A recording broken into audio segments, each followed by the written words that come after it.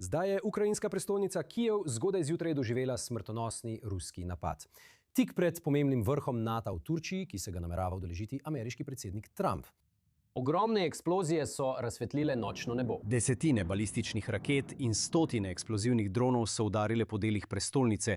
Po nekaterih poročilih naj bi v mestu ubile najmanj 14 ljudi, še 6 drugih v okolici, več deset pa je bilo ranjenih. Ukrajinski predsednik Zelenski je le nekaj ur prej opozoril, da Moskva, kot je dejal, pripravlja nov množičen napad. Do tega napada je prišlo le nekaj dni po silovitem ruskem napadu na Kijev, ki je ubil 30 ljudi. To je bilo v četrtek. To je bil tretji najsmrtonosnejši napad na prestolnico od začetka vojne pred leti. Z nami v studiu je naš dopisnik Robert Swift, ki si bo to ogledal. Poglej, te napadi vsaj po intenzivnosti, Rob, se zdi, da so se začeli pojavljati. Poskusi predsednika Trumpa z diplomacijo glede tega do neke mere, pogovarjajo se s Putinom, veš, šel je na vrh NATO. Je to Putinov odgovor na to, kar Trump poskuša narediti? Kako naj gledamo na to, kar se dogaja glede na časovno usklajenost njegovih dejanj? Pogosto smo videli, da Rusija časovno usklajuje svoje napade z določenimi političnimi in diplomatskimi dogodki.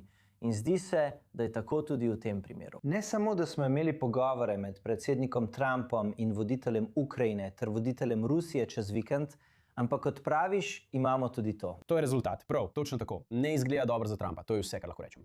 Prav?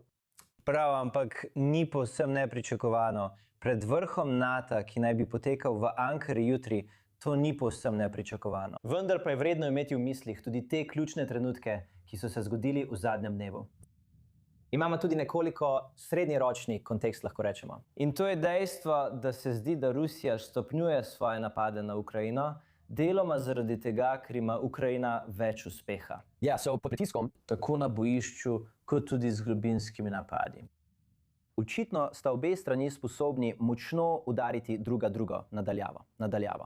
In zdi se, da se to dogaja tukaj. Ob sinočnih napadih na Kijev mislim, da je ključni zaskrbljujoč znak za Ukrajino ta, da čeprav so uspeli prestreči 90% dronov šahidov, ki so bili izstreljeni, so prestregli tudi veliko drugih vrst raket. Izstreljenih je bilo nekaj več kot 20 balističnih raket, Ukrajina ni prestregla niti ene rakete tega tipa. Wow. In to je še posebej. In to so največje bojne glave. Tam so največje bojne glave, poleg tega pa prihajajo po strmi balistični trajektoriji, kar pomeni, da je udarec lahko še toliko silovitejši, ko zadene cilj. To so posebej težko prestrezna orožja. Ukrajina se je v veliki meri zanašala na s tujino financirane prestrezne rakete, ki prihajajo iz ZDA in od drugod. Dejstvo, da nobena od njih ni bila prestrežena, je resen znak za Ukrajino. Verjetno bodo na jutrišnjem vrhu NATO na to opozorili in rekli, poglejte, potrebujemo te orožne sisteme, da bomo lahko branili svoje državljane, da bomo lahko branili pred tovrstnimi napadi. Verjetno bo o tem govora v prihodnjih dneh v Ankari. Ja, zadnje čase je res zanimivo. Omenili ste ukrajinske sposobnosti, ruske odzive, izid pa se zdi manj neizogiben ali jasen kot kadarkoli prej v tej celotni situaciji. Poglejte.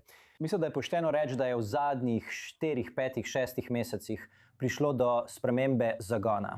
Ni več samoumevno, da je pobuda v rokah Rusije. Zdaj je to odprto vprašanje. Ustvarjanje več motenj znotraj Rusije, plinovodi. Absolutno. Sankt. Peterburg je še naprej tarča napadov. Spet so ga zadeli Ukrajinci. Kot sem rekel, so Ukrajinci v bistvu razvili lastno doma razvito zmogljivost za napade globoko v zaledje. Morda celo vodilna industrija na svetu. Verjetno so trenutno eni najboljših na svetu. Zagotovo, če gledamo na učinkovitost in stroške orožnega sistema, Ukrajina ne more storiti tega, kar lahko Združene države.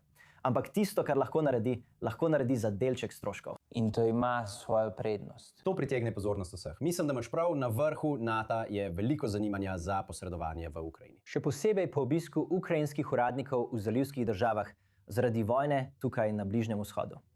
Vemo kako.